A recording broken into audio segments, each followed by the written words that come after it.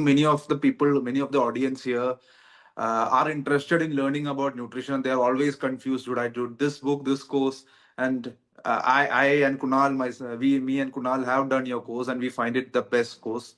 We have done quite a few courses, and this is the best course in India we have done. So, could you just tell us about your the FMCN course and who is it right for? Who can get into this field and all that? Yes, thank you very much for bringing this attention of Functional Medicine Foundation course. See, my passion, I will tell you my story and how I created the Functional Medicine Foundation course. Uh, 7 years back, I started learning of functional medicine, I think 8, 9 years back.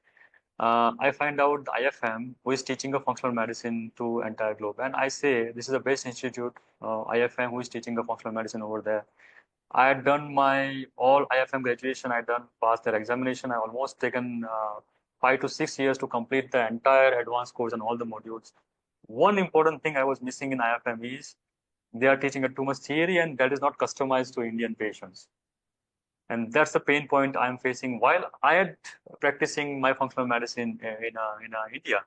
And then I thought we should make a mission to create a functional medicine available to every patient, every household.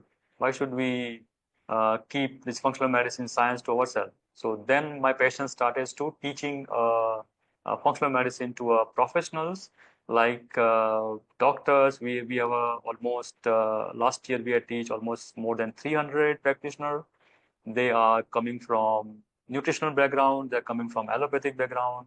And here, Dr. Vishnu, who is ophthalmologist, and he's also the part of FMCN course. We have a gynecologist who had done the courses.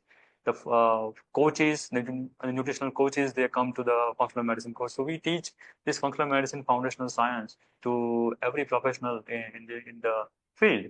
And the beauty of this course is we don't teach too much theory. As you see my conversation with you, I will give you practical tools that you apply in your practice. So basically, functional medicine, you can say it's a practical approach to apply functional medicine in a clinical scenario. So that's how we designed this functional medicine foundation course, where we teach there all the function like metabolic function, thyroid dysfunction, hormone replacement. Even for doctors, we have a bioidentical hormone replacement module, so they can learn the progesterone and estrogen. And we have all the component of a food and nutrition we are going to teach them. And that's all functional medicine, what I said, you can learn in a functional medicine clinical nutrition course. All right. That's great. So let's open the forum for audience questions. So if anyone wants to go ahead, please, you can. I'll just let everyone unmute their mics. Okay. And in the meantime, there is one question from Dr. I think Dr. Jyotsna, that I have adopted a town. How can I start for diabetes and cancer prevention in that town? So now you look at the cancer and diabetes, they actually coexist in many conditions. So diabetic or metabolic syndrome is actually part of your cancer.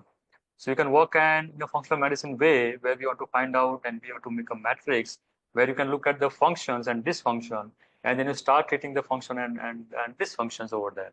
So yes, you can apply the functional medicine science to work on diabetes and also cancer. And functional medicine is a good starting point where you can work in both the conditions. And you can find out so many stimulus, so many dysfunctions we have discussed is similar in a diabetes and also in a cancer. Yeah, please go ahead, Dr. Jyotsna. Please unmute Yes, your mic. yes. I am asking, can I get some help in Rajasthan? I am working in Rajasthan. I am MBBS doctor, and I am working there for these. Can I get some help? Someone is there in Rajasthan. Okay, so basically, functional medicine, what we are teaching is a completely online course. So many of our Yes, students, okay. they are from the abroad, from the all over part of the India. So you can join the course, and that way we can help you online, and Okay. that we can help you. So I think Rajasthan, I don't know who is practicing functional medicine over there. Definitely, you can join the course and you can learn online. So our whole course is completely online and live lectures, and we are giving you more tools that you can understand functional medicine in great detail. Okay. Thank you, sir. And you have to be, Dr. Josna, you have to be pioneer in Rajasthan. I will invite and I will encourage that you become a functional medicine and practitioner in Rajasthan. I am working. I have adopted the town and I am working there, but I couldn't get any point ki how to start with. I am doing some things, cancer screening camps, and for the diabetes, I have registered around 300 patients. And what I knew, some diets and all, I am looking after them and suggesting something. When I joined this conference of yours in December, then I Hmm. got a hope that I can do something Yes, better definitely you for can them. do. Definitely you can For, do and for, learn the functional medicine in great detail so you can help your patient.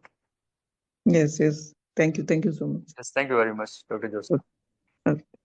There's a question from Garima. How can we test for mold toxicity? Are functional labs the only way? So for more toxicity, you can look at patient's timeline, like patient history.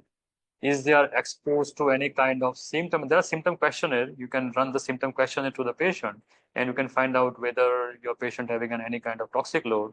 Like simple, you can ask the patient they have a past history of any sinusitis or allergy issues, or they have a constant gut dysfunction, or even you can look at the environment they are exposed to any kind of mycotoxins or mold in the past. And if you can do some kind of urine mycotoxin testing, but this testing are not available right now in India. But you can look at the patient history and you can even find out the possibility of mold exposure or mold toxins in their history. So I will not just limit myself to only on advanced testing to diagnose the mold toxicity. I will look at the patient history. I will look at the patient symptom square, medical symptom questionnaire. So we have a something called medical symptom questionnaire score, and with score you can judge that patient might be having a too much toxic load. Yes, you can diagnose. You can confirm the diagnosis with doing an advanced urine mycotoxin testing, but you will not limit yourself on that testing. Anyone else has a question?